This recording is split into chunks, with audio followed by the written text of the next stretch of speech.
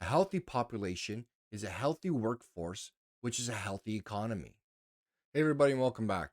In the headlines, the finance minister of Ontario say Ontario is going to be facing tough times, cutbacks, lack of funding, however they want to spin it. But the concern is healthcare and education. I know a lot of you out there think teachers are overpaid, 2 months off, whatever. That's a whole other discussion I can have with you. But at the end of the day, there's still investments. Um, but healthcare, everybody's on the same page with healthcare. We understand the issue with GPs, finding a family doctor, and wait times in the emergency rooms, um, specialists, hip replacements, things like that. That even though some wait lists have come down, others haven't moved or they've gotten longer. Everybody's concerned about that, especially with an aging population.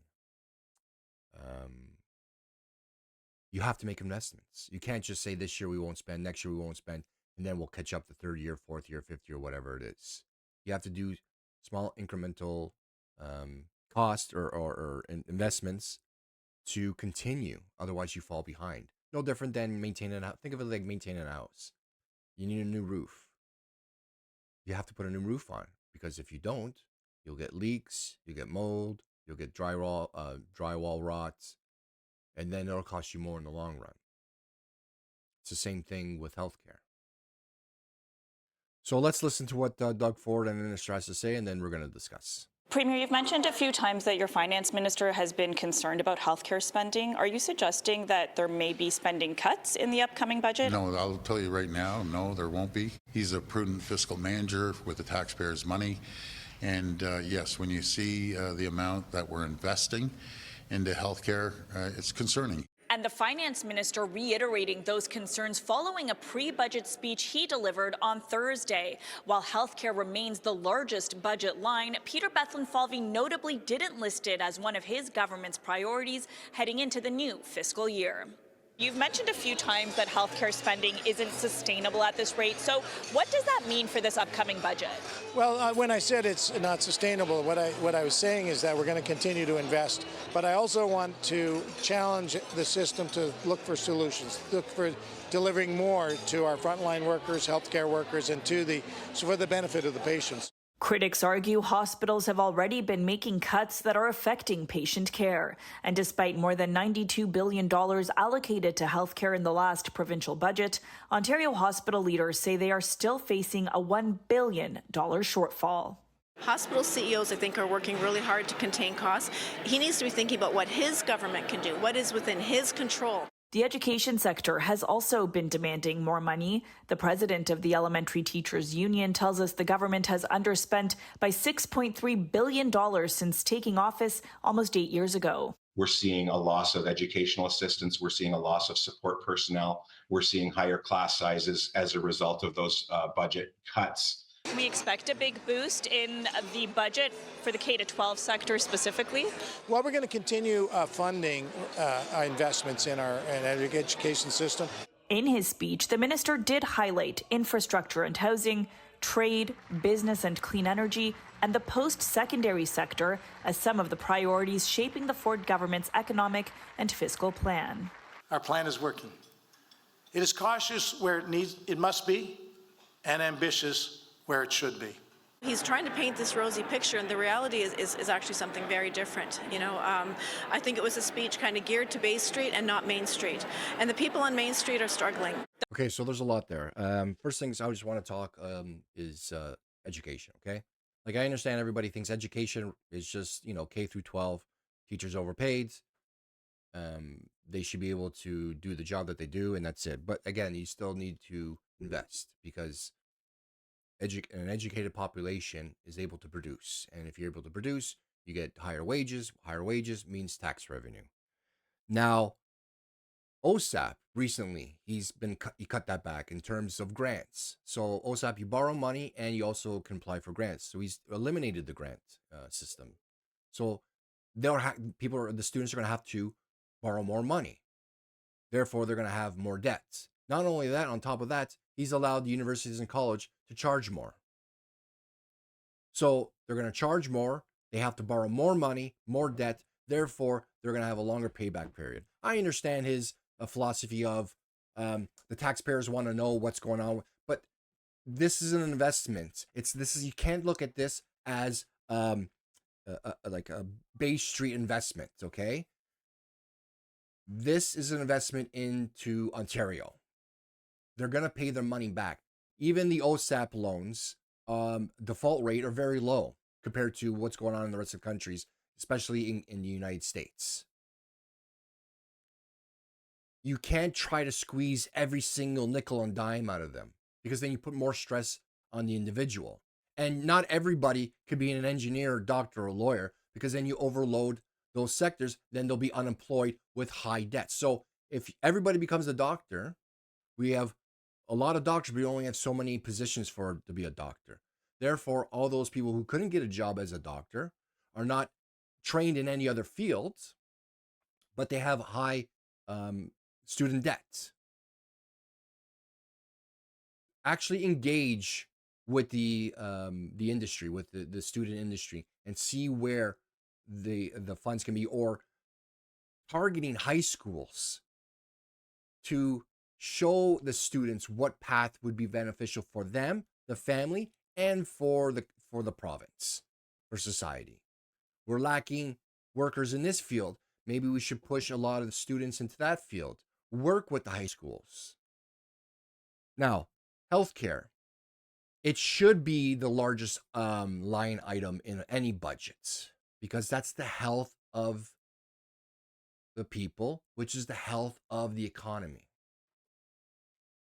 in multiple different ways. In people being sick and staying home and not being able to get back to work, to produce, to take care of their own family, or family members having to take time off from work to take care of sick family members.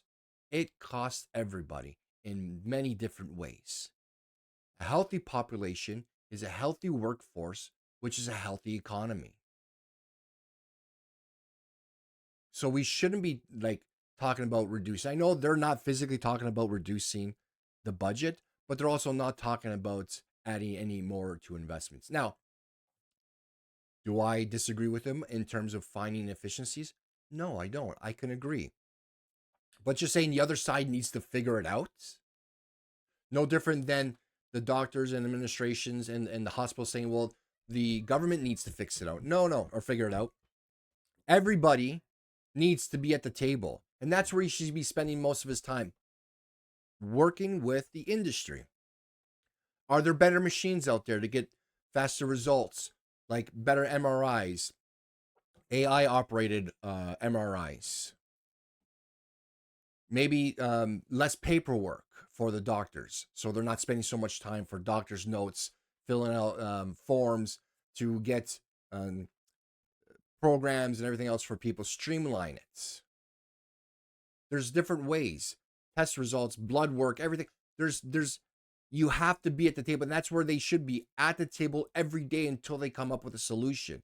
There's so many different innovations out there. I'm pretty sure they can find ERs. A lot of people that have gone to ERs can see that a lot of times when someone goes to an ER, they can technically go to a GP, but they can't go to a GP because they don't have access to a GP. So that's why they go to the ER, which costs the Ontario taxpayers more per patient going to a hospital. So they should have been on top of GPs to make sure everybody has one, so they're not going to the ER and plugging it up, causing huge delays, patients in the hallways, nurses overworked, doctor overworked. So both sides have to blame. They should be working. Now, where is Doug Ford spending his time? Talks about how there should be more efficiencies within the education and education industry or sectors. Seems to be spending a lot of his time dealing with things that will benefit Toronto. The new Science Center, $1 billion over 30 years. Now that goes to operating costs and also the construction of the building. When we've already got a science center, which is 100,000 square feet bigger than the one they proposed to build in Ontario Place. And I remember back then when they were talking about fixing it, they said, we don't have the money, but we have $1 billion over 30 years for a new one. When you look at the numbers, the 30 years, the $1 billion they're going to spend over the 30 years is no difference than if they spent it at the existing Ontario Science Center right now. Probably even a little bit cheaper to bring it up to code, fix it, and continue operating costs. It's a vanity project for him. Another vanity project is a tunnel under the 401. Already had a engineering firm commission a report that says it's not feasible. So we paid another $10 million for another engineering firm to do another feasibility reports. Billy Bishop Islands Airport. He wants to add more to it so he can now bring in jets. Why? Calling the residents there nothing but squatters? I'm sorry. Last I heard, squatters don't have agreements and leases that are paying.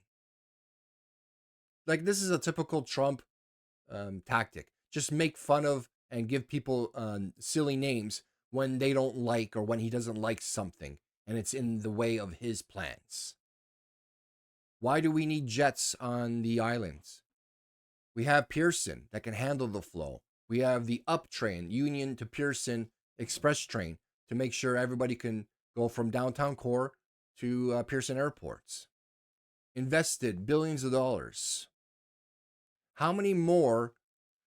What flow of traffic can adding a few flights from the island airports? Nothing but vanity projects. Wasting his time and taxpayer money on that. Don't worry about education. Don't worry about healthcare. Because he's gonna run for mayor of Toronto when he's done in provincial politics, and he's gonna say, "Look what I did. Look what I gave Toronto." He's more concerned about the voters of Toronto than he is of all of Ontario. He's at the stage where he's just doing vanity projects now, and this is what will bankrupt Ontario, and it's too bad. Anyways, guys, that's it for me. Let me know what you think. If you agree, disagree with what Doug Ford is doing, especially on these what I call vanity projects, Science Center, tunnel under the 401, and the Billy Bishop Island airports.